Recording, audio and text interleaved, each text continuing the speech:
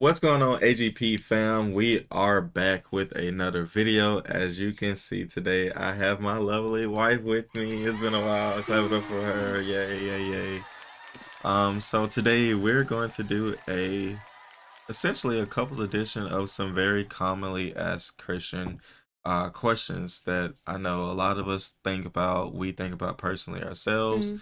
and just some things that we kind of go through.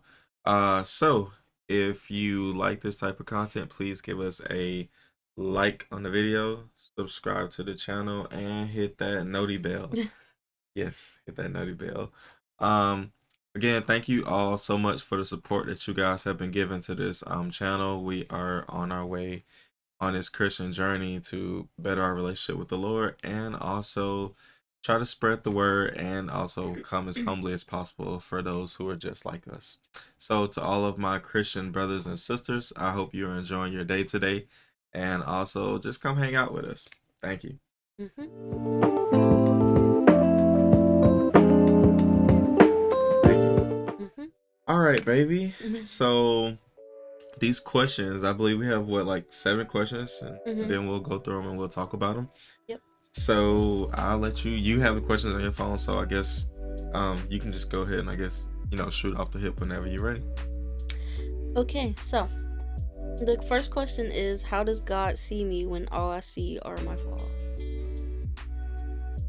That's an interesting question. Um, that's kind of funny actually, because I think we think like that all the time. Like, I know particularly for me, and I can only speak for myself obviously, but I know for me it's always like I'm not good enough at something, Mm. or I'm too fat, or whatever the case. I'm being honest. I'm being 100% honest.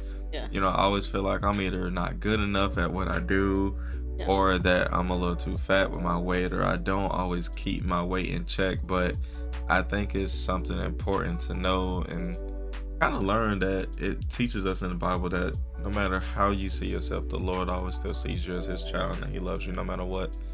So I think to answer the question, it just kind of comes with time of getting in your prayer closet, and really talking to God more and more each and every day, Mm. and just kind of venting to him like, Lord, hey, these are the things that I feel. These are the ways that I feel. Help me to, undo those negative thoughts in my head, so that way Mm. I can, do better and have better self, love for myself. Yeah. Um, for me, I always think is the way you like see yourself and then the way God sees you is, Hmm. I feel like, the complete opposite because a lot of us struggle with like anxiety or insecurities, whatever. Yeah. And a lot of people also grow up like in broken homes where it's kind of like it's they grow up like hard to trust people Yeah. or grow up with not great relationships with people, and especially your parents sometimes. Yeah. Um, so I feel like whenever you grow up like that already with that trauma rooted in you, once you are trying to trust Christ and try to kind of build a relationship, it's hard in the beginning because you're so used to not trusting people and not being able to depend on people. At least Hmm. in the beginning, that's how it was for me. Um, Even now, like, not that I struggle with trusting God, but we still have our own worries, even though Right. we trust God. So, yeah, the way that we see ourselves is always going to be different than how God sees us. Of course, He sees our flaws, our mistakes, our everything, and He still loves us.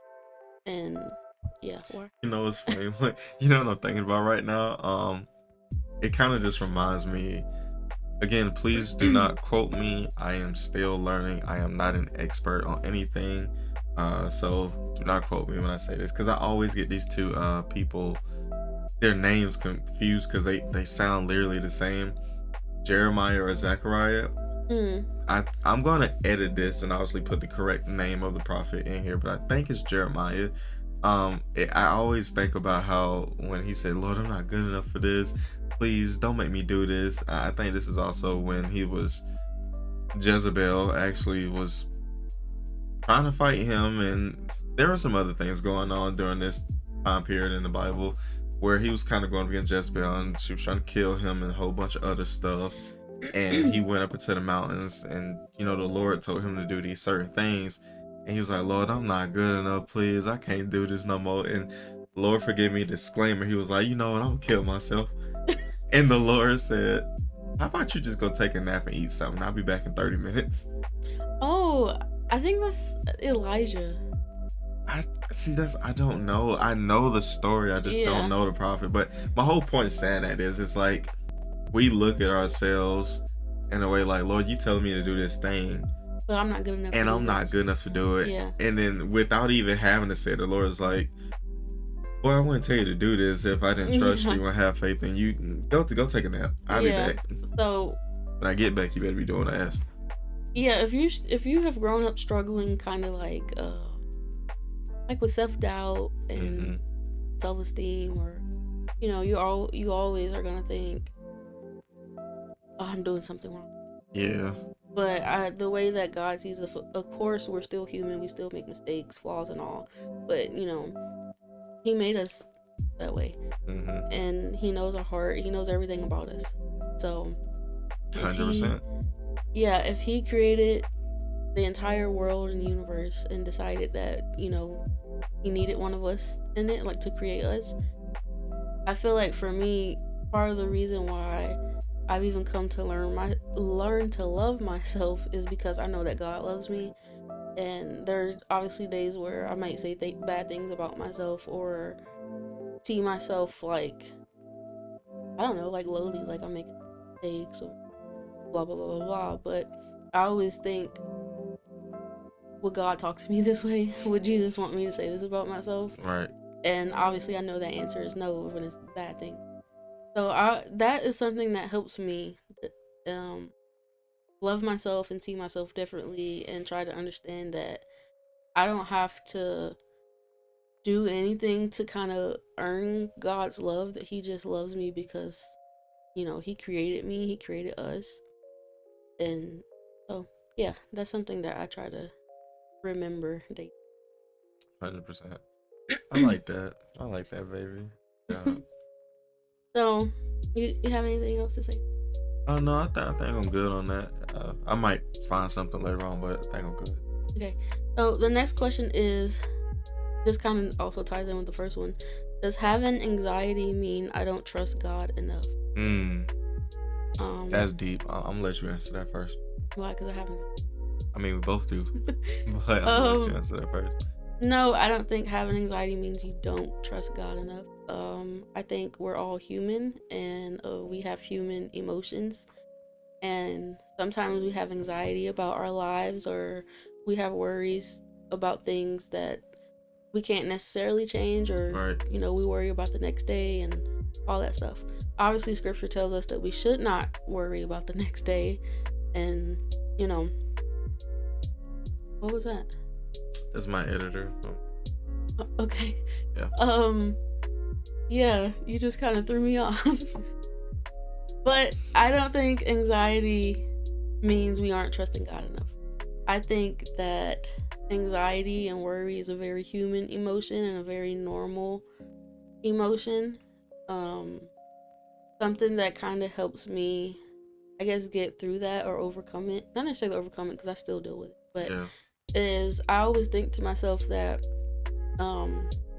God didn't bring me this far just to like leave me here. Right. So that's what I always try to remind myself and keep in my head. Yeah, I think I have to agree with that for sure. I think just because we have anxiety does not mean that we don't trust God enough. I think honestly it's the complete opposite. I think it's more so of we trust Him so much that we're like having this real eerie feeling, I guess, in our body. And then to some extent you can call that either a gut feeling, like we've society has called it a gut feeling. I've also come to learn and know that that's also called discernment of I don't think it's necessarily, like I said, I don't think it's necessarily like we don't trust Him or enough. At least I think it's that we trust Him a lot.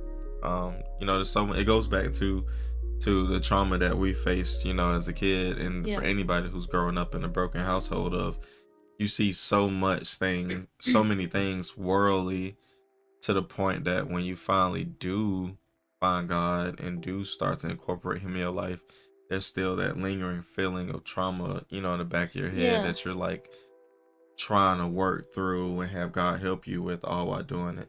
I don't think it's a matter of we don't trust him enough. I think it's that we're struggling because we trust him so much that that nagging feeling is like just trying to come, to us and tell us otherwise. Um, I wouldn't say we trust him so much that, Well, at least for me, whenever I first started my own journey, it was hard to let go and let God. It was very hard to just let things go and let everything be in his control. Because when you kind of grow up, like you said, with trauma, hmm and you're just like constantly in survival mode, it's so hard to undo all of that, to where you're constantly like a person that needed to have all the answers, hmm or a person that had to figure everything out, for yourself or for your family, or whatever. It's so hard to undo all of that, that sometimes it was just hard to say, okay, I'm worried about this thing, but instead I'm going to give it to God and let it go. yeah. It's so hard to just do that. Like, it's easy to say that, but it's very hard to do that and get something out of your Especially mind. when you've been doing stuff for yourself for so Yeah. long. Yeah, it really is. But I think part of working on yourself, with recognizing that in yourself, that okay, obviously I have some trauma, I have some trust issues, and obviously it even rolls over to your relationship with Jesus, because you haven't had great examples of relationships in general. But yeah, recognizing that first and then figuring out kind of what to do about it hmm and how to deal with it is like how you, I guess, navigate it and move forward. Navigate. Yeah. So, yeah, anxiety is normal, worrying is normal. And if you're a person that, I guess, feels bad about doing it, it's very normal. No, you Yeah. shouldn't worry to the point where it's like making you sick, Right. or, be riddled with so much anxiety that it's like crippling. If it comes down to that, you should definitely get in your prayer closet and just start talking to Jesus Yeah. at that point. Yeah, but it is, a work in progress. And like I said, Yep. it's not easy to do years, Years of of trauma trauma. and being in survival mode and just automatically being like, okay, well, I'm just going to trust God now. Yep. So, Definitely hard for that. Definitely hard to do that. our next question says, what should you do when you feel far from God? Mm. For me, and I felt this quite a few times before, on this Mm. journey. What has helped for me when I feel far from God? I kind of just, it's okay. I try my best to cancel everything else out. Mm-mm. Everything, and not in a bad way, but just for my spirit. I try to cancel everything out, and what I mean by that is everything in life, like my job, Mm-hmm. you know, and again, respectfully to some degree, like even our life, I try to cancel all that out so that way I can, like in a good way, No, I like thought you were going to say respectfully you. no, no. I mean, our life together, you know what I mean? Like Mm-hmm. to a respectful extent is I try to cancel the noise of everything out, all the stress in between, so that way I can, refocus on, me and God's relationship, me and Jesus' relationship. Because the only way I feel that anything in my life, works and is centered and manageable, and, that will make me feel happy is if I can have him centered, in my life. Mm-hmm. If I feel like I'm far from him at times and I feel like it's not centered, I feel like I got no foundation. Yeah. And so I feel like for me it's important to like essentially tear everything down and then rebuild so that way he can be back at that foundation. Yeah. Um, for me Oh, what that sorry. that's okay. For me what that is I read more, a whole lot more. I study a whole lot more. I pray more. Um, Honestly, you just kind of seclude yourself mentally. I know it's kind of hard to do that for, people like us, and everyone who's watching this too. It's hard to do that with our everyday day basis. We Mm-hmm. got jobs, house to take care of. So, like we are, obviously some of you guys out there watching this might be in a relationship, stuff like that. So like I know it's hard to physically seclude yourself, but at least mentally you can, a sense check out from the world Mm. and then check in spiritually with God and just say, okay, listen, this is what I'm about to do, and I need your help to do it. I need you back in my foundation, back in my Uh, center. well, one thing I disagree on is I feel like you don't go to God and say, "This is what I'm about to do, and I need you to help me do it." Um, I feel like, okay, for me, when I feel distant from God, I still deal with it now. Mm-hmm. Even a couple months ago, I felt like I wasn't hearing anything from God. I felt like at some point in my journey, I felt extremely close. And for some reason, slowly, I started to feel extremely distant. And literally, the one thing that helped me was kind of like you said, being in silence. Mm-hmm. I came in this room by myself. I even told you, like, hey, I just want to be in here Yeah. alone. So, yeah, just in here by myself in complete silence. And I just breathe and I'm just like, okay, Lord, whatever you have to say to me, I'm listening. Whatever, that may look like, I'm listening. And I was literally just silent for a while. I'm not really sure, 5-10 minutes, I don't know. But as I was sitting there in silence, it just felt like, I don't know, it felt like my heart was being pulled in one way, and it kind of was like, you know, I know you're hurt, I know you're going through this, but it's gonna pass. Yeah. So you can sit here in the moment and you can feel this hurt and you can feel this sadness, but you can't stay here. Like, you can't sit in sadness and, Yeah. some people depressed or Like it's whatever. okay to grieve, but we gotta know when to move on. Yeah. And so, yeah, I remember that day when I was sitting in silence, I eventually started to talk and I eventually started to pray and say things that I didn't even know was really there. I just kind of just started talking. And eventually, I don't know, like I just started crying, like bawling my eyes out crying in here just by myself. And it just felt like I felt like the presence of God with me. And it just felt, I actually, in that moment before I started crying, I was literally praying and I was like, God, please wash me with the Holy Spirit. And literally, as I was saying that, I started crying and it just felt like everything, was getting out of me as I was talking and all that. So, yeah, that was something that obviously really helped me. And I was kind of like, and before that moment, I had even took a step away back from God where I had stopped going to church. I stopped praying. I stopped journaling. I don't know, like, I didn't want to hear anything that essentially had to do with God. And it wasn't because I didn't trust Him anymore, or it wasn't because I didn't believe in Him anymore. It was just something where I just felt like so distant, and it just became like such a, I don't know, such a weird thing. But I had that breakthrough moment, and so now when I find myself kind of feeling those things again, I go and I sit in silence and I just kind of open myself and I just say, Lord, I'm open to whatever you have to tell me. And sometimes what He might tell you, you might not want to hear, but you need to be open to hearing it. Right. Because sometimes you can't just go to the Lord and say, this is what I'm going to do and you're going to help me do it. Sometimes. I want to, before we move on, I want to say two things. I know you but didn't literally mean that. I know, but I want to clarify. I would like to clarify. Okay. Well, yeah.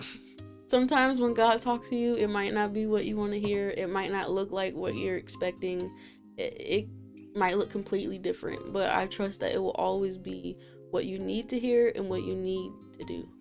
And even our pastor, Chad, if you're watching this, I remember he was speaking to us in church and he would tell us that he had dreams of being like this big shot pastor, Yeah. right? And that he was gonna be like this big, like great pastor. That was like his dream. And obviously he didn't like make it on TV or anything because he's at our church. But Thank God he didn't. I feel like he is a big and great pastor. Mhm. And it's not in the ways that he thought it would be, but it's in ways that's very significant to him and significant to everyone at Georgia Avenue Church, and obviously he's significant to us. Yep. And so yeah, Shout out sometimes to you, Chad. sometimes it's not what you, it might not look like what you're expecting it to, but you know, it will still happen. I like that. I like that. Before we move on, like I said, I do want to clarify two things though.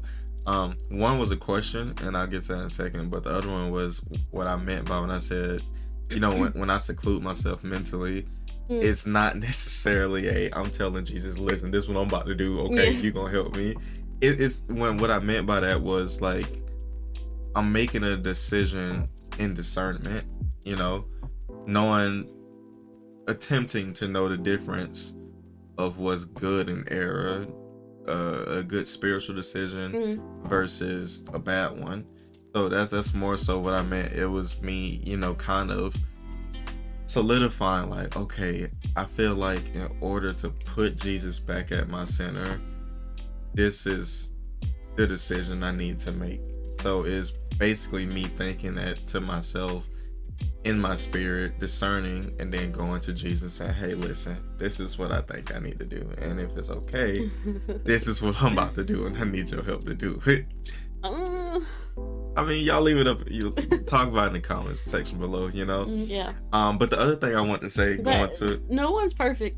Of course. So everyone has their way of finding God. Everyone has their own come to Jesus moment, So Of course. If that is what helps you, that will help you. But obviously, it definitely does. I take a little bit. I'm just a person that feel like you can't tell God what to do. Obviously. And but asking, you shall receive.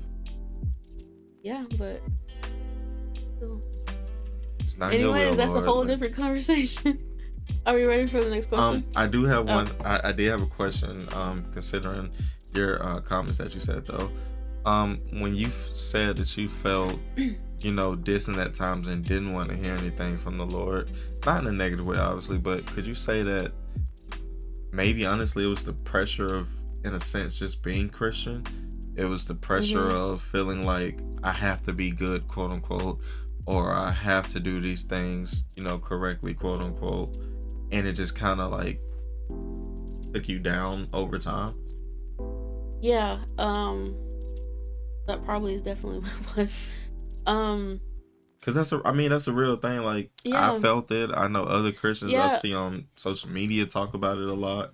Yeah, well, when I would feel like, I felt like if I was doubting God, that I wasn't being like a devout Christian, or I felt like if I don't know, like had questions or anything like that, like I was questioning God. And as I just said, I'm someone who believes you don't go to God and tell him what you're gonna do type thing. But so in that moment, or in those moments, I felt like, I don't know, I kind of felt like, how can a person like me claim to be a Christian? How can I be a good follower of Christ, basically a follower of Jesus? How can a person like me, that has sinned and made huge mistakes and still sins and make mistakes, obviously not on purpose, but we're not perfect. So yeah, it was definitely the pressure that was just like a feeling like, I don't know, like you have to be perfect for Jesus. Like once you find him, like you're no longer gonna make mistakes, or you're no longer the sin, or and so whenever you do find yourself making those mistakes or having questions or having doubt, I don't know, in a way it felt like I wasn't being a quote unquote true Christian because I wasn't fully, I guess, understanding why I was feeling those things. And I will always think, well, a true follower of Jesus wouldn't question these things, or a true follower wouldn't have all these doubts or worries or whatever. And so I guess it was more so making me question my own faith or my own belief. And it just got to a point where I was just kind of like, I don't know, I'm tired of beating myself up about it, or I'm tired of trying to be perfect, because I know I can never be. And I had to realize that I was putting all of that stuff on myself, Jesus wasn't asking any of that of me. He didn't ask me to come to him and be perfect, that Right. I'll never sin or I'll never make a mistake again in Right. my life, Right. or I'll never question anything that he does. Right. And I just had to understand that just because I still struggle with stuff, that doesn't mean I'm not a true follower or a true believer of Jesus. And yeah, that was a whole journey in itself. But yeah, that was just things I had to figure out, that Jesus isn't asking me to be perfect, and he isn't asking me to have everything all figured out. And some things that he does, I'm not going to understand. I might wonder why, but I'm not going to understand it, and that's okay. And having questions is okay. Having doubts is okay. That's, when you reach out to your pastor or Right. to whoever is around you, or, people that are watching this video might not have anyone around them, but they could comment something, and I'm pretty sure that we'll see it. Absolutely. We could ask our pastor for you, or, whatever. So, yeah, that was a whole thing in itself that I kind of had to learn. Something while you were talking about it, and thank you, by the way. Mm-hmm. It's something I just thought about too, because I used to struggle with that a lot myself. Of why do I keep making all these mistakes? I'm not perfect for the Lord. I think from my point of view, right? Mm-hmm. I think it's okay to, and this might go into the next question actually, but I think it's okay in a sense to doubt or to have questions. Mm-hmm. I think honestly that's what makes the relationship you have with God, for your personal relationship with the Lord. I feel like that's what makes it so special. Yeah. Is because in a normal sense, right? You meet a new person, you become friends with them. Well, you don't know everything about them. You don't know how they are. You don't know who they are, but Mm-hmm. you're new friends with this person. And so genuinely and literally just genuinely, you're gonna have questions about this person you're having a new relationship with, whether it's friendship or relationship, whatever the case. Mm-hmm. You're gonna have some, I don't know how to say the word It's, doubt in the right way. it's not necessarily doubt, but I guess curiosity. Right, you're gonna be curious. Thank you. Like getting to know this Yeah, person. you're gonna be curious. So Yeah. I think we get tricked in our own minds so Mm-hmm. often of, see, I read this and it says that you shouldn't have doubts, and I feel like I got doubts, but it's not Mm-hmm. really doubts, it's curiosity. And from old times we're told you shouldn't question the Lord, and then when we have Mm-hmm. questions because it's something we don't understand, we feel guilty. Mm-hmm. And I think that's far from the truth and what the case is. I think again that's what makes the relationship we have with Jesus so powerful, so good, is because Lord, I know you and I know of you, but I'm curious because I didn't quite understand something, and this particularly happened to me today in my normal life, and I read about it that you were kind of, Sorry, oh my God. it's okay. I'm trying to connect it, like something happened to me today, and I read about it particularly in the Bible where Jesus was involved in a situation like this with his disciples, and then you get to praying and talking to the Lord, and then you get some type of clarification. And even if you don't in that prayer get clarification, again, the Lord doesn't not answer you. He hears everything we say, Mm-hmm. every thought we have. So it's like, in some sense of way, you get some type of clarification afterwards. Yeah. So I don't think it's necessarily wrong to be curious or have questions. That's what makes the relationship so special. Well, I think, in a way, some people might say like we're questioning God. I think some people interpretation, because we could have a genuine question about, I don't know. I think the whole line of the word itself, questioning, it gets blurred too much. Mm-hmm.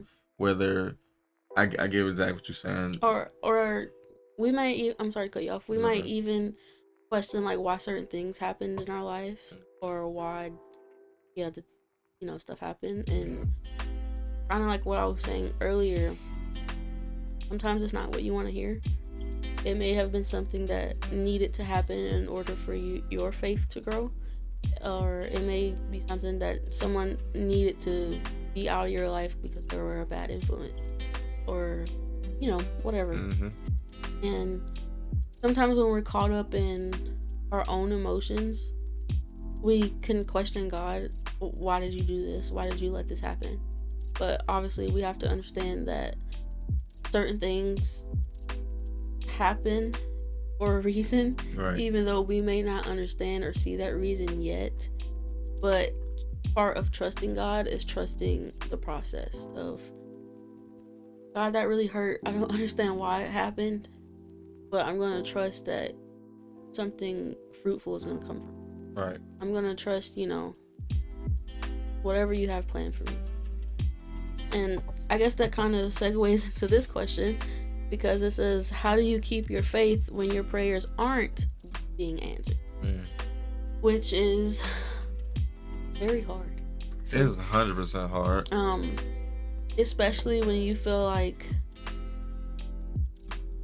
you're hearing radio silence, like you're praying Static. and like, God, nothing is happening. I'm praying so hard. I'm praying every day and nothing is happening.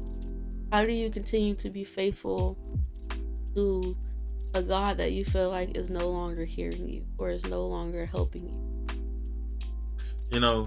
For me, right?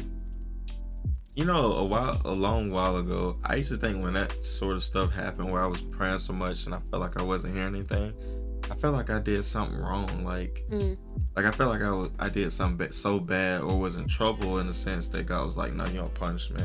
Yeah. But then, I guess more recently in the years, I don't think that's the case anymore.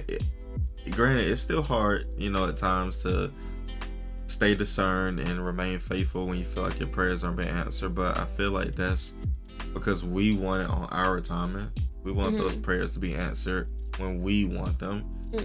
I've talked about this, before in previous videos and episodes of, Lord, please, this job. Yeah. We all know this job. Yeah. But it's not on my timing. Yeah, I was gonna say something else that kind of goes with it that you said in one of your previous episodes was, if you pray and you basically have like 100% belief that God will do it for you, that He will answer it and do it for you. So it's kind of like, well, God, I 100% believe that you can change this for me, but you aren't. Right. So what's going on. And I want to speak to that too, but okay. But sometimes what we're praying for may not be what we need. Sometimes what we're praying for, like, for example, God, get me out of this job. Who's to say you can go to your next job and it's worse and you get fired, or whatever.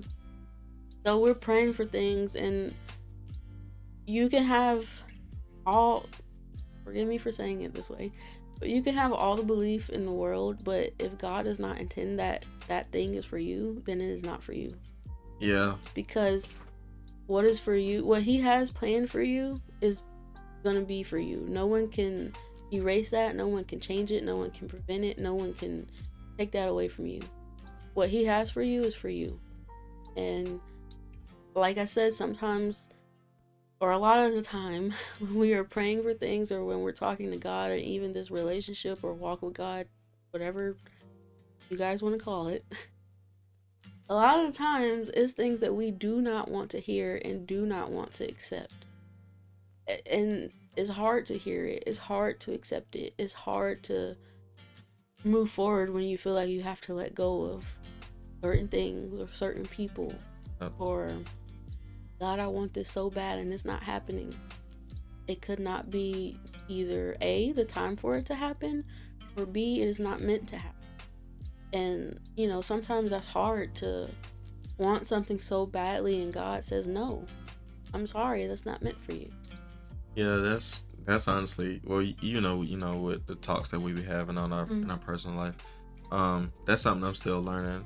And going back to the video I mentioned that in, I feel bad, and please forgive me, because that was a really huge misconception. Again, I'm not perfect, I'm still going through these things myself. again, I'm no expert on this stuff, so Yeah, that's something I'm definitely still learning. That yeah, you can pray all day long and have 100% faith and belief. Nothing wrong with that. That's a great thing. But if it's in God's will to happen, it will happen. Now, granted, again, does that mean is it gonna happen when you want it to? No, it's gonna happen when the Lord is ready for it to happen. And on that or same note, if it's not in the Lord's will to happen, then that's something to also still pray about. Lord, yeah, of course. if this isn't in your will and it is not for me, then Show me what is. show me what is and praise your name, with that as well. So I Mm-hmm. think again it goes all back to that discerning, you know, and just in general trusting the Lord that no matter what you pray for, whether it's in the Lord's will for you to have it or not in the Lord's will for you to have it, He's still a good God. Of course. And that, He's still, because we are His children, He's still gonna provide us with the best that He Mm-hmm. wants for us, no matter what. So that's something I'm still learning, something I'm still, trying to adapt with and Mm-hmm. take with me on my everyday to day. And granted, it helps. It helps. Yeah, it's kind of like, if you think about it, if you guys, if you had your own child, right? Most people, they have their child, they love their child, they love their child. We have a godson. We love that child so much. And sometimes he wants so badly to just jump off of things. And we know it's gonna hurt him. And we have to say no. And he Yep. cries and he screams. And we say, hey, you can cry and scream, but you cannot jump off the couch. Or You're safe. you can cry and scream, but I'm sorry, I can't allow you to do that. You didn't hurt yourself. That is God. God is our Father. God is our Creator. It's literally the same thing. So it's, hey, I'm sorry. You gonna have Lord, to throw your fit, but you can't have it. I'm sorry. Lord, I please take back this job. No, I don't think so. But why? Why? Yeah, it's Well, literally. you want to be homeless? I don't, Lord. But I trust you. But that's Yeah. Yes, Lord, I understand. Thank you. Praise your name. Yeah, so it's exactly like that. Obviously on a different scale, but Yeah, it's literally, it's literally the same. yeah. I like this question. Some of you may not. Why do some Christians seem judgmental? So, obviously we don't I have... got a clear sentence for this. Okay. But I'll let you take the floor first. Well, because the question says why, I want to clarify. We don't have all the answers. We don't really know why. Yeah. So there is no... This is my opinion, by the way. Yeah, I mean, all of this stuff is...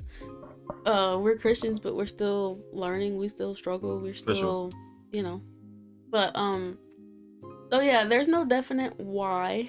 But I will say that's what drives away a lot of people from the church. Mhm. That's what makes people say, like, no, I'm not going to church, because those people are going to judge me because I have tattoos. Those people are going to judge me because I smoke weed. They're going to judge me because I drink beer. They're going to judge me because I don't have a job. They're going to judge me because I don't have brand new clothes. They're going to judge me because the way I look. They're going to judge me because of the way I talk. Mm-hmm. They're going to judge me because of this. They're going to judge me because I have a bad career choice. Like, anything. They're going to judge me because I'm a high school dropout. I'm a college dropout. Whatever. To that, I say, those people are not true Christians. And the reason I say that is because Jesus teaches us to love everyone, to love our neighbor, our homeless neighbor, our addicted neighbor, our gay neighbor, our Muslim neighbor. It does not matter. Our Jehovah's Witness neighbor, our Buddhist, all of them. So I'm not gonna judge you for how you look, for what you wear, for how you speak, from what school you went to, for what clothes you have, to what car you got, to what's the latest phone you have, whatever. I want to get biblical with this one. I do. Well, yeah. Because to that question, first my opinion, right? My opinion. Mm, It goes kind of into what you were saying. I don't feel like they're true Christians, but also I feel like they want to be, but at the same time, I think they're very misguided. They're yeah. very misguided because that's how they grew up. That's Mhm. how tradition, we seen it a lot in the Bible, Oh, particularly. I'm sorry to cut you off. Okay. One thing that just popped into my mind that I want to stress is those people that are turning you away or making you feel disappointed in yourself, or just making you feel really about yourself. I'm sorry. For making you feel really bad about yourself. Um Please know that those are those people. Yeah. It is not the church. It's not everyone. It is not Jesus telling you you're not accepted here. It is not Jesus telling you you should have done this or you should have done that. It's not Jesus telling you that you're wrong for, choosing the things that you do. Now you could be wrong, but that's not for us to decide. That's for Exactly. Jesus to decide. And that is your own walk. So if, whatever you're going through, that's your own walk with the Lord. No one should be judging you for, anything unless you're. Never mind. Yeah. We'll You leave get it the up to y'all message. to understand that. So, with that being said, right? I want to get biblical on that one for a little bit. So, in the Bible, all of Jesus' disciples, none of them were perfect. And I mean absolutely none of them. Mm-hmm. Matthew, tax collector. Simon Peter, huge anger problem. Andrew, his brother, huge anxiety problem. Let's not forget the other Simon, Simon the Zealot, a literal murderer. Literally, like, I can say something about all of them, but literally everyone that Jesus chose to follow him and to spread his word, every single one of them had problems. He didn't go to the Pharisees, the scribes, or the Sadducees and say, hey, you noble, holy, godly man, follow me and spread this word with me. He said, no. Or he didn't go and say, hey, all you rich people. Yeah, he didn't, he didn't go to the rich and the quote unquote holy that kept up tradition to say, hey, follow me and spread this word. Mm-hmm. No, he went to the broken people first.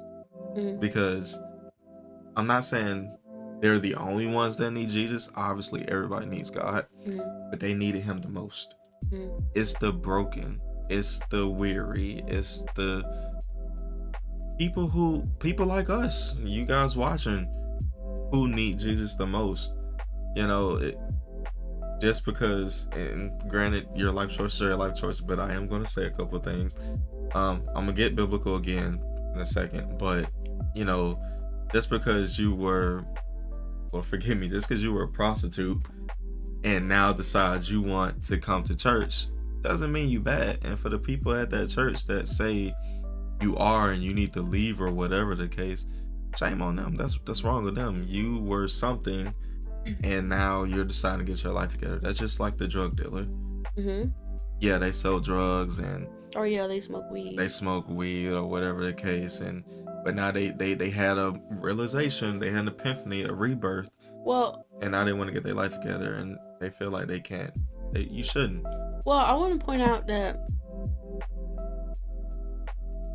obviously I hear what you're saying and I do agree for the most part, but I don't agree that you had to have been something and then come to. Right. I believe that if you smoke a blunt on your way to church and you come in there, I'm not gonna judge you for it because you're coming in here and you're listening to the word.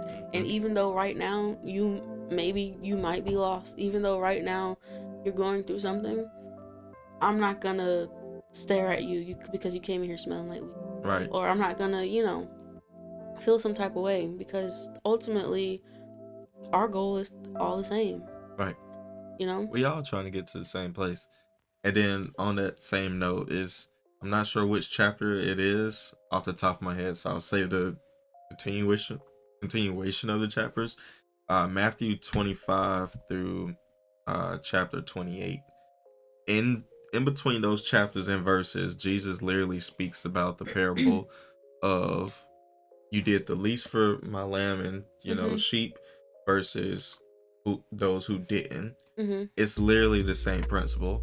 Yeah, or when he says, anytime you turned away one of my brothers or sisters, you turned away me. You turned away me. Mm-hmm. It's the same thing. So I think we should all be mindful of that and remember that when we judge others as Christians, we are held to a higher standard. I hope everyone who is a Christian understands that. Even myself, because I have troubles sometimes myself where I'll see something I feel like, that Yeah. ain't right. But I have to remind myself and understand that you're a Christian. AI, you say and you follow Jesus, but you do these things. So it's important to remind ourselves of that daily as Christians, Mm-hmm. and also learn to care for others, as we would want people to do for us. Mm-hmm. In a Or as sense, Jesus would do. literally, hence the whole Yes. phrase, "What would Jesus do?" So Literally, yeah. literally, that's literally what that means. So I definitely say that. Again, you care for the least of my brothers and sisters, that means you cared for Jesus. And if you didn't, then you didn't care for Jesus. So be mindful of that, my Christian friends and brothers and sisters. Do you have anything else? No, I definitely would encourage everyone out there. Um, don't just take my word for it when it comes to anything of the Bible. Please, please, please go back and read it for yourself. Mm-hmm. Definitely go back and read it for yourself. That's the best way to get understanding. Yeah, because we could get some chapters wrong, or I have a lot. yeah, so definitely. But the overall message is there. Yes. Love one another as Christ has loved. Amen. So last thing, when did this is for? I mean, you guys can comment it too. Yeah, but let us know down. When did you feel furthest from God, and what brought you back to Him? You want to go first or me? It doesn't matter. Okay.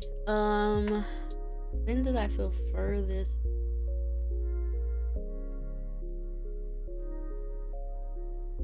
I feel like I don't know. There's a lot of moments I felt far, but I guess the main thing that pops into my head, and I'm sorry to kind of be down. Okay. The main thing that pops into my head is when my dad died. I remember when my mom told me and my sister. Well, my sister was a little younger, so I don't know if she fully understood, but I understood. And when she told us that he was in the hospital and it was not looking good, I remember, I think it was like 6 a.m, but I remember praying hard. And keep in mind, I'm still a kid, and I did grow up kind of in the church, but also kind of like, it wasn't something that was like, I don't know, like drilled into me. It was just like, yeah, we're gonna go to church on Sunday because that's what we're supposed to do. Yeah. Thing. So of course I knew of God, I knew of Jesus, but I didn't have like that personal, obviously, relationship with Him, or I didn't have like, a lot of knowledge about Him or Scripture and things like that. But I do remember this time, and we as a family have not been to church in a long time at that time. But for some reason that morning, I literally just started praying. I was just praying to God, please, if you make him better, like, I'm gonna be the best kid, or like be, like in my kid brain, please, I don't want nothing else, just please make him better, please make him better. I know you'll make him better. And in my kid heart and mind, I was like, I'm not gonna worry, because I know God is gonna make him better. And well, unfortunately, He did not make him better, and he passed away. And I was so angry, because I was like, well, I prayed. I literally prayed, and I prayed hard. And obviously, Bill passed away. Yeah. And so, how old was I? Probably 12 or 13. I was old. can't It was remember. ninth grade, so Yeah, I wasn't like a kid. yeah. It was in 2013. We were like 13 and 14 between that time. Well, however old I was, yeah. I was like freshman year of high school. Yeah, Yep. like 14. Yep. Anyways, so yeah, I remember just obviously being devastated. And yeah, all I kept thinking was, God, I prayed. I prayed hard. I told you this is the only thing that I wanted. And yeah, obviously, what I prayed for didn't happen. And so I was angry. I was angry for a long, long time. Like all throughout my teenage years, angry. And as I got older, like 15, 16, 17, 18, I smoked a lot of weed. I was drinking a lot, obviously. Alcoholic, you know. We grew up early, guys. Yeah, so obviously I was getting things like bought for me. Obviously I couldn't go buy like my own pack of cigarettes or my own pack of beer or whatever. Yeah. Yeah, so I would get other people to do it and they would do it for me. And yeah, but basically those years I was just kind of like on, I don't know, like I was just hell-bent literally. And I was just angry. I wanted nothing to do with God. I did not want to talk about him. I didn't want to talk about my dad. I didn't want to hear a Christian song on the radio. I didn't want, like, I used to get so mad at one of my aunts because she listened to the Christian radio. And I'm like, I don't want to hear this shit. Like, turn this off. Like, I would be so mad when she turned it on. Like, shout out to the auntie though now. like I didn't want to hear anything about God. And it literally was all because of that one moment of, God, I prayed and you didn't answer. And obviously I will never understand why, but it is something obviously I have accepted. And so yeah, that's the moment I felt furthest from God. It was basically my whole my whole teenage life. And what brought me back to God was when you and I got together. My aunt, I was really close with my aunt, and she was going to the church that we go to now. She was going there, and honestly, I just wanted to hang out with her. But on Sundays she would go to church, and so I was like, okay, I guess I'm going to church too. And so while I was there, I didn't really like hate being there. I will say I wasn't fully into it. I was just kind of there because she was going there, and I wanted to hang out with her after. And so that's when I started going back. And then when you and I started dating, we wanted to also hang out together, and I was still trying to hang out with her. So I will bring you with me. Yep. And while we were going there, there's this woman in our church named Barbara, if you're watching. She's our pastor's wife. And I remember one day when we were there, she was talking, and I always felt like she was like such a good person. But this one particular day when she was talking, I just was just like staring at her, and she just seemed like so like full of light. And like literally I remember just thinking she seems full of light. And I don't even remember what she was talking about. But she just seemed like so full of light, and I was remember the emotion? Yeah, and I was just kind of like, how do I get that? And I guess in that moment I realized that she got it from God. And so in that moment, I just knew that I wanted that light that she had. And for whatever reason, I knew there was only one way I was going to get it, and it was going to be through God.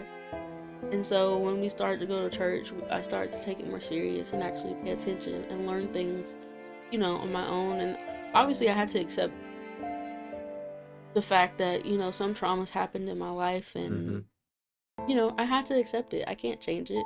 Some things I don't understand why it happened, or you know, why it had to end certain ways. But I no longer am angry with God. And even though I may not understand, I accept it. And yeah, so going to our church, which is Georgia Avenue Church in Atlanta. um, that's what brought me back to God. Well, really, that's what helped me find God, because I've never had a deep relationship with God the way that I do now. And obviously, it's still a work in progress, and we've been going there for 5 well, we've been going, particularly since we've been together in almost 8 or 9 years now. So, yeah, but I mean, since I've been to actually yeah, taking it so serious. probably about 5 or 6. Well, yeah, but I definitely had to learn Jesus in my own way, I guess. Just going to church and just listening or just hearing about it isn't really enough. Kind of have to work and develop your own relationship with him, because everyone's relationship with him is different and is personal. And so what you may experience Jesus as, I may not, and vice versa. Yep. But obviously we know who Jesus is, and we do get the same G-O-D. same love and same things like that, is what I mean. But obviously everyone walked with the Lord different, because everyone's life's experiences are different. So yes, that is my answer. That is, well, first of all, I just want to say I'm proud of you for having the confidence to share that. I know that's something very deep, so thank you for that. It was very beautiful. By the way, I know he's been looking at me a lot. I'm looking at him through the camera, so I'm not ignoring him or not looking. So I guess for me then,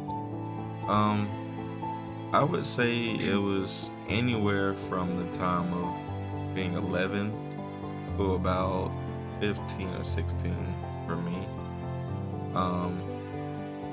There was just a lot going on in life, There was a lot going on in my life. My mom and dad had recently got divorced when I was 11. I ended up moving back to my grandparents' house around that same time too.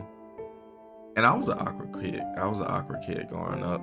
Like my entire family was these. They just had a certain personality type about all of them. I love my family. I don't want y'all to take this any kind of way, but they all had like this very like street, gangster persona about them, and real deep, a lot of them. And that just wasn't me. That wasn't me at all. I had this very quirky, nerdy, I mean, it's true personality about me. And, because of that, I think growing up, like, I felt like a lot of my family kind of shunned me for it a lot. Like, and Mom, I love you. I know you're going to watch this. But, my mom, she had a drinking problem back then in my childhood too, and it caused a lot of problems. There was so much in between all of that of feeling not loved by my family, dealing with my parents' divorce, dealing with my mom's alcoholism. There was so much that I just felt like, well, there's no God. There's no God. Because if there was, how could he drop me into a family that doesn't love me, that doesn't care about me, doesn't even want to be around me or near me? A mom that drinks all the times and beats me or hits me. And then, I'm sorry, that's not funny. It's okay. With all these things going on, I feel like I'm gonna cry, so. Okay. Well, all this stuff, again, all this stuff's going on. So, like, by the time, and then in 2, when I was 15, I had life-changing surgery, honestly, because I had appendicitis. And for anybody that knows kind of what that is, it's that little bitty, it's that little bitty, I guess, organ in your stomach or body that if you eat, to me, the way I think about it is you eat too much hot stuff, and that little sac that's called your appendix could become inflamed, and if it gets too bad, it could burst open and poison the inside of your body and kill you. Now this time when I was like 15, like I said, that actually happened to me.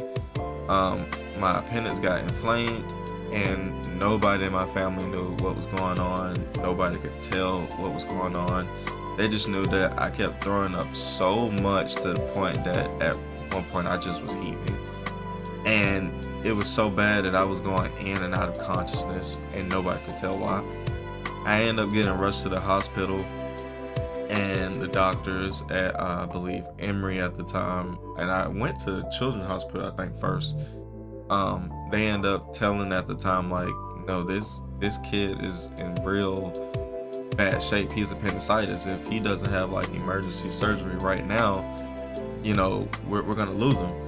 And keep in mind, I don't know what's going on at the time because I'm going in and out of consciousness, and I'm a kid. So I end up getting transferred. I think I don't know if it was to like to adult center for Emory or where. I just know I got transported from the Children's Hospital of Emory to somewhere else in Emory, and I end up going through. My mom had to sign this paper about anesthesia and stuff, and watch some video. I remember that part, and then next thing I know, I'm in the surgery room. I had my surgery, and then that happened. That's literally what was it. There was so much still going on at the time, and ironically, again, it's like my wife said, it wasn't until years I let all this stuff, kind of go on. I'm like, well, almost died. All right, cool. The doctor saved me. Not even recollecting to my mind that Jesus saved me. I still got this thought and mindset that nobody in my family loved me, and I'm just going through life. There ain't no God. I'm just here. I'd be happy and lucky that if I make it out of high school, if I don't myself. So, I end up obviously getting out of high school. I graduated and stuff, and me and Emily, my lovely wife here, we end up talking again. While I was in not high school, I'm sorry, while I was in college, end up talking again, and it kind of goes into what she said for her story that I wanted to just hang around her and be around her, and it just so happened on some Sundays that she would go to church. Now I grew up in the church, as long as I can remember, I've always grown up in the church. I've had bad experiences in the church for sure, but I've always known the idea of God and who Jesus was. And just again wanting to be around, my wife, and just generally want to be around her. I end up going to her church that we go to now, and have been a part of about 5 or 6 years now. And I just remember being in there and kind of seeing how small of a church it was, just the atmosphere itself. It was so refreshing to me, There's like 10 people. Yeah, like, cause it's such a small atmosphere and not so many people, and it feels so close. And that alone, that atmosphere, it felt refreshing because it felt like, okay, these people don't know me, so I don't expect much from them. But they walked up to me, they talked to me, Chad, Barbara, and then another young lady, another young lady at our church, Spanga, who is also of African descent. They talked to me and just asked who I was, what I'm doing here, and what there was so much going on, and just that alone of people wanted to be around me, people wanted to talk to me, get to know me. Also being included, because at our church, it's just so small. We do a thing called sharing time, and that's the time where you can share parts of your lives or whatever's going on in your life at that moment, or anything you might want prayer for or need prayer for, or anything like you just want to share and like want it to be known as. Yeah. Good things, bad things, whatever in between. Yeah. And I know I know it's your story, It's okay. but we didn't talk a lot during those times. Yeah. I don't even know. We had been going to the church probably for like 2 years before we started sharing like anything. Yeah. And I'm sorry. No, it's okay. I mean, but it's because of the things that that we do like that, that, over time, slowly, it opened my heart up again. Again, like you said, to your point, okay, I want to know who God is because all these people around me seem to feel him and seem to have him. And I feel like through all these people, and including you, of course, that he's trying to get me in a way to come back to him. And so, again, like with all my prior intellect knowledge, I guess, that I have, I just wanted to get that actual relationship with him and say, you know what, Lord, I apologize for saying you weren't real. I apologize for studying and trying to make sense of other religions to go against you and all these things. And over time, I just, I got back in the faith. I started to study more, started to pray more. I started to have more understanding, more clarification. And it just, okay. Okay. It made me feel really good. The church and our relationship alone, really brought me back to him. It goes to say the whole idea of that, if you feel like God's not talking to you directly, he uses certain people. Yeah. He uses other people to get to you. Mhm. And that really showed for me, and I know for, my wife here too, that he's real. He's real and he is alive, and that all things are possible. So I praise his name again for that, because without that, without our church and without each other, I don't know if we would be even making this video right now. Who knows where we would be? We would, not to be more, we probably dead right now. Yeah. Being honest, we're only here by literally the grace of God. We're literally here by God. The way that he and I both have grown up is kind of very similar. Yeah. We both obviously went through a lot of trauma, considering we talk about trauma so much. Yeah. But yeah, a lot of people tell us that both of our lives could have, like, we had two paths to take, and most people thought we would have took the other one, and Yeah. Like I said, ended up in the streets or doing drugs or something, I don't know, crazy. But we're not. We're on a completely different path of healing and getting to know, I guess, the healed version of ourselves. Sorry. We're just so much different than what things could be. Yeah. And when I think back, like, some of the stuff that I did, or how hurtful I was to people, especially in my teenage years, like even the aunt that I said I wanted to hang out with, and that's when I started going to church with her, I'm pretty sure I said many, many hurtful things to her. And not even just to her, I'm sorry, to my mom, to my dad before he passed away. Yeah, I was a crazy child. And and there can be a lot of stuff also that I kind of held against myself for a while,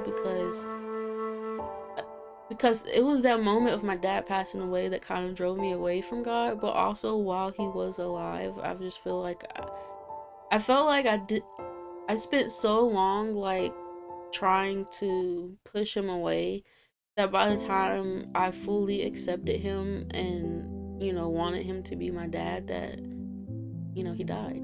And so, not all the years were bad, obviously, but a few in the beginning were. By the way, this is my stepdad, technically. Yeah. But, That's her daddy. To me, he was my dad. So, anyways, yeah. What was I saying? About accepting him and how you were as a kid, how you would. Oh yeah, I held a lot of that against myself. Sorry, because I don't know. I just felt horrible that that I could be such a mean person. Yeah. And all the hurtful things I could say when I was angry and hurt, and it's kind of hard to not hold it against myself. Even now, like, I have to always remind myself that I was a child, like a literal child. And obviously I didn't know any better. you know, I'm a kid. I don't know. Obviously, I shouldn't have said those things or whatever, but at the end of the day, I'm like 8 years old, 10 years old, 11 years old. I'm a kid. And I'm kind of just a product of my environment, I guess, at that time. So, anyways, yeah. Well, yeah, I would agree too. I think the same, goes for me.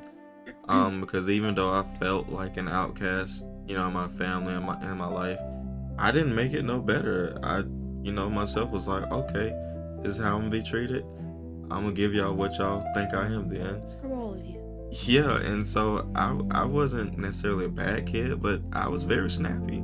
Yeah, I wasn't necessarily bad either, but I was very mean. I know I was mean. Yeah. Oh God, I was so mean. So all those people, I'm so sorry. I really am. But I was very snappy, and I want everybody who's watching this right now to know that my mom and I we have definitely gotten a better relationship now, and we've forgiven each other, and I also had to learn that, again, not that it was right, the things that she was doing, it came from a hurt heart herself. Like I said, her and my dad, they got divorced, and I know for sure that was very hurtful and painful for her, probably. And as a kid, I don't understand that, and I didn't understand that. So I know that she was also going through something. I'm pretty sure my family was going through something. Yeah, So a lot of times we don't realize that there are other people, obviously outside of ourselves, and even though we feel like how we feel, and they have their own mind, their own brain, their own soul, and they could very well be dealing with something much worse than what we're feeling, and the reason why they're acting or doing things. Mom, if you are watching this video, I know you will be. I want you to know with absolute certainty in my heart that I love you. I love you, and that our relationship is like this. So anything you need, I'm always be there for you. I don't know. I'm an anime nerd, so don't make me smash you. Anyway, but yeah, me and my mom love each other. I would go to war for that woman. So, well, to end this video, well, first, for anyone that has made it this far, thank you so much for watching. Hopefully, if there's one thing that you take from this video, is that Jesus loves you. You are not too far. You are not too broken. You do not have to fix yourself and become perfect before Jesus will accept you, because he already does, and he created you. Yep. God created you. He loves you how you are, and if you feel like you need to be fixed, let Jesus do the fixing. You don't have to fix yourself and then go to Jesus. Go to Jesus and let him fix you. Yep. So, again, that's my message for the day. You're not too lost. You're not too broken. Far away. Jesus loves you, and he... I love that. That's great. All right, my good people, my great fellow Christians, brothers and sisters and family, make sure you follow Jesus, not us. Don't worry about our socials. That's not the point here. I hope that you all follow Jesus, and for those who don't, I hope that you begin to, hopefully through this video. So I hope you all have a great day, and we will catch you all on the next one. So peace.